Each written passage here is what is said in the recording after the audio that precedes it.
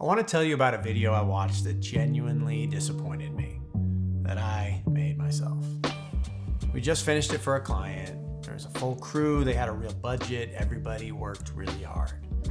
But I watched it back alone in my studio and I felt nothing. It was technically good, but it was just generic. It really could have been anybody's video. I don't totally remember what we did. I think we scrapped it and started over.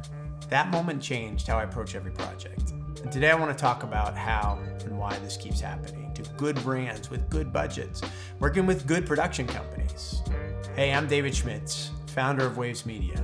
We're a video production partner for mission-driven organizations, brands with compelling solutions who understand that video is one of the most powerful ways to communicate what they do and why it matters.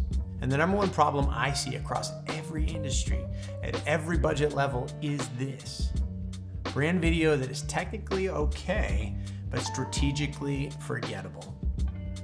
Today, I'm going to break down why it happens, how to spot it, and what actually fixes it.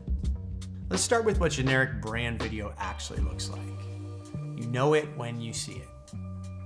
A drone shot of a city skyline, smiling employees walking through a bright office, a voiceover that sounds like it was written by a committee or AI, because it was. Stock music that feels right because, well, 400 other brands have used it already, and it's got that kind of elevator, you know the music. None of these things are inherently wrong. They become wrong when they're assembled without a clear brand truth at the center, or simply a why. The result is a video that could belong to almost anyone in your space. Something's off and you can't name it. Here's the fastest way to diagnose this. Remove your logo and your company name from your brand video. Could it work for one of your competitors? If the answer is yes, or even a maybe, you don't really actually have a brand video. You have what we call a category video. It might be well produced, it might check every box your internal stakeholders asked for, but it's not doing the one thing that brand video is supposed to do, which is make your specific brand unmistakable, identifiable, and show why it's special. So why does this keep happening? In my experience, it comes down to three things. Number one, a brand started with a format, but not an actual story. We need a 90-second brand video is just about the length of a video. That's it. Number two, they optimized for approval, but not impact. Every stakeholder signed off and no one pushed back. The result is the version that offended nobody, which is also the version that moves nobody. Safe is the enemy of memorable. Number three, they didn't give their production partner enough to work with. A vague brief produces a generic response. This isn't the production company's fault, albeit I know I'm a little biased. They can only work with what they're given though. If you come in without a clear point of view, you'll get a technically competent execution of nothing in particular. What actually works? The brands whose videos stop people mid-scroll all share one thing. They started with something true about themselves that no other brand could claim. It wasn't a features list, it wasn't a positioning statement, it was an actual brand truth, something about how they see the world, why they exist, and what their customers are actually feeling, something that moves, that has a central story to it.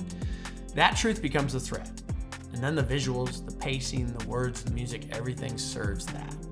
When you start there, the video can't belong to anyone else. It already belongs to you. You put your stamp on it. At Waves, every project starts with what we call a brand discovery conversation, which we recommend for any creative endeavor. Before we talk about the shots or the locations or formats, we want to discover you.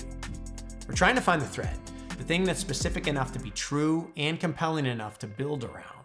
It can't be generic, it has to be unique. But here's what I've learned. That conversation only works if there's actually real trust in the room. Because what we're actually asking a brand to do is show us something most companies generally just keep internal. Their actual story, not the polished version. The heartbeat of why they exist, what they actually believe, and who they're really trying to reach, their target, their audience. It takes a partner who's genuinely curious about your brand and willing to take the time to listen and not just get you deliverables. Someone who asks uncomfortable questions before picking up a camera, who pushes back when it's time to push back. Who cares whether the video actually works and not just whether it got made on time and on budget, though those are important. The difference between a vendor and a partner isn't price or equipment or even talent. It's whether they understand your brand well enough to protect it in every decision from the concept to the color grade. When you find that partner, the work changes. because they're not just executing your vision, they're helping you find it. Most brand video fails quietly. It gets approved, it gets posted, and then it gets ignored. Not because the production was bad, because no one stopped to find the thing worth saying. If you're heading into a video project and want to make sure you're starting in the right place, with a partner who actually wants to understand your brand before they start building a shot list, that's exactly how we work at Waves. There's a link in the description to read more, or just reach out directly. The first conversation is always free. Thanks for watching.